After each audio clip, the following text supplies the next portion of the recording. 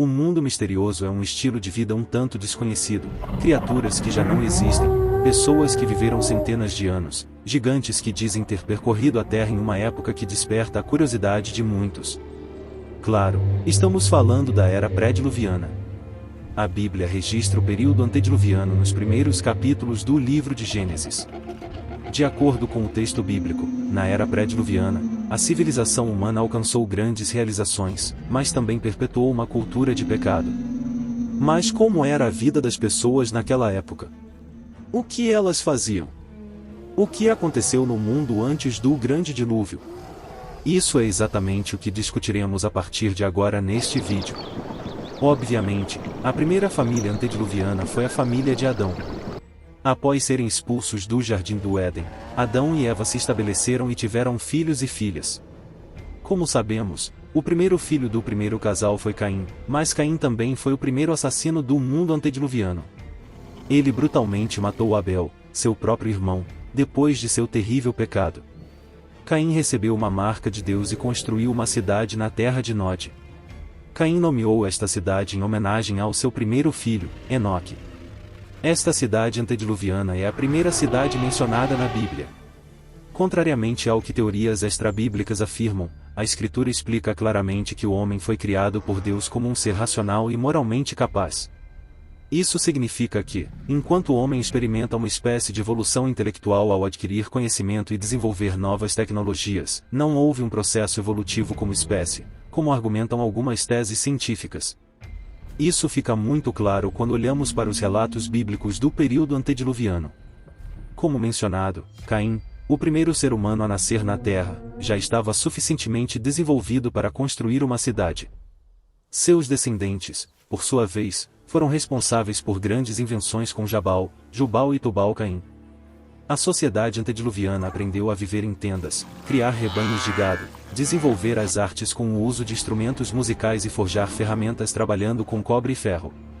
Mais tarde, no tempo de Noé, a Bíblia mostra como ele já tinha a capacidade e os recursos necessários para construir uma grande arca, de acordo com as instruções divinas. Portanto, embora a Bíblia não forneça muitos detalhes sobre esse período, é claro que houve um forte desenvolvimento tecnológico e cultural no mundo antediluviano. Muitas pessoas se perguntam sobre a duração da era pré-diluviana, mas a Bíblia permanece em silêncio sobre essa questão. No entanto, numerosos estudiosos sugerem que o período desde a criação do mundo até o dilúvio pode ter sido mais longo do que o restante da história bíblica. Tentativas foram feitas para datar esse período, mas todas se mostraram inconclusivas. Na verdade, a única fonte que fornece informações cronológicas sobre a era pré-diluviana é a lista genealógica em Gênesis, capítulo 5. No entanto, é improvável que se possa estabelecer datas exatas a partir deste registro, simplesmente porque esse não é seu propósito pretendido. As genealogias bíblicas se preocupam mais em estabelecer linhagens do que em definir dados cronológicos. Algumas dessas listas genealógicas podem até ser representativas em vez de exaustivas. Isso significa que pode haver lacunas intencionais nessas listas para enfatizar indivíduos que tiveram significado particular na história bíblica.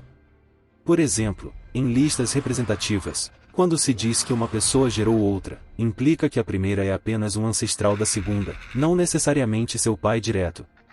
Isso foi corroborado em outras genealogias bíblicas, e muitos estudiosos acreditam que o mesmo pode ser verdade para a genealogia em Gênesis, capítulo 5.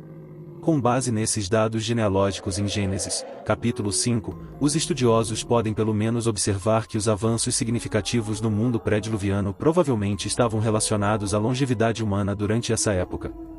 Havia apenas uma língua e Deus permitia que as pessoas vivessem por séculos, o que provavelmente desempenhou um papel fundamental no progresso tecnológico e na transmissão de informações durante aquele período. Sim, existem interpretações alternativas sobre a longevidade das pessoas que viveram antes do dilúvio, mas a visão mais tradicional dentro do cristianismo é aquela que considera uma leitura direta do texto bíblico, afirmando que esses indivíduos viveram centenas de anos.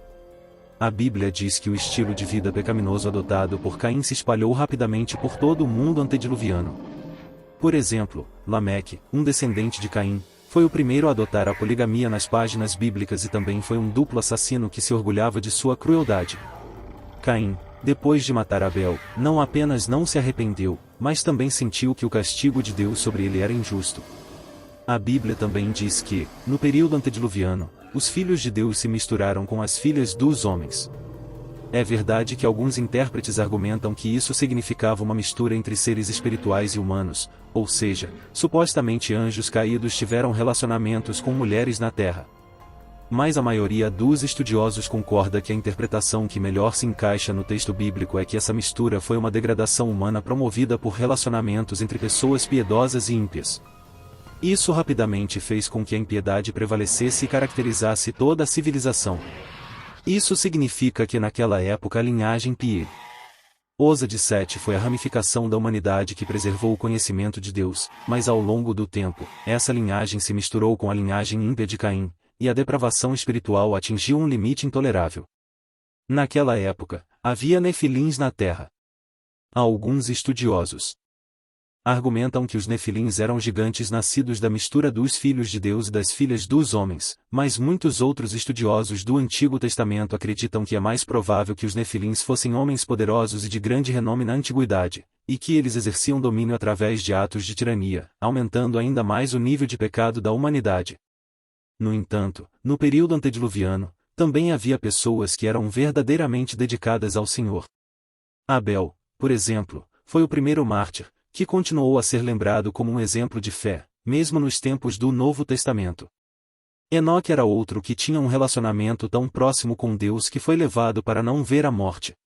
Por fim, foi nesse período que Noé nasceu, cresceu e se desenvolveu como homem, mas nos anos finais do período antediluviano, Noé foi a rara exceção de uma pessoa que continuou a temer o Senhor. A Bíblia diz que sua família foi a única poupada quando a paciência de Deus encontrou a depravação geral daquela civilização intolerável. Assim, o período antediluviano terminou com o derramamento da ira de Deus e a destruição da terra. A situação estava tão complicada, a maldade estava em tal nível que o escritor bíblico registra o descontentamento de Deus com a humanidade através da figura do arrependimento, dizendo que Deus se arrependeu de ter criado o homem. No Novo Testamento, o apóstolo Pedro, em sua segunda epístola, no capítulo 3 e versículo 6, registra o fim da história antediluviana, afirmando o seguinte: pelas quais coisas pereceu o mundo de então, coberto com as águas do dilúvio. Mas tudo o que aconteceu naquela época serve como um aviso para nós. Isso ocorre porque o próprio Senhor Jesus Cristo disse que nos últimos dias da era presente, o estilo de vida pré-diluviano se repetirá. Todos viverão de acordo com sua própria vontade, seus próprios desejos, festejando, celebrando, se relacionando, mas todos estarão ocupados demais para atender ao chamado de Deus ao arrependimento. Então, assim como aconteceu com a geração antediluviana, as pessoas só perceberão quando o julgamento de Deus for derramado, sem oportunidade para ninguém voltar atrás. Isso, portanto, é um chamado urgente à humanidade. A Bíblia não pinta um quadro do mundo antediluviano para satisfazer nossa curiosidade sobre tempos antigos, mas como um lembrete contundente de que um estilo de vida caracterizado pela ignorância das normas de Deus e pela indulgência no pecado inevitavelmente levará ao julgamento divino. Os paralelos entre o mundo antediluviano e nossa época atual devem nos servir como um aviso. Este é o momento de voltarmos nossa atenção para Deus, nos arrependermos de nossos pecados e buscar sua graça e perdão. Em conclusão, o mundo pré-diluviano foi um período único na história humana. Foi marcado por um significativo desenvolvimento tecnológico e cultural, mas também foi caracterizado por uma grande pecaminosidade e rebelião contra Deus. No final, ele serviu como um forte aviso para as gerações futuras. Seu fim repentino em um dilúvio catastrófico ilustra a seriedade do julgamento divino e a urgência do arrependimento humano. Portanto, é crucial que permaneçamos alertas e preparados, vivendo nossas vidas em obediência a Deus e aguardando o retorno de Cristo. Obrigado e até o próximo vídeo.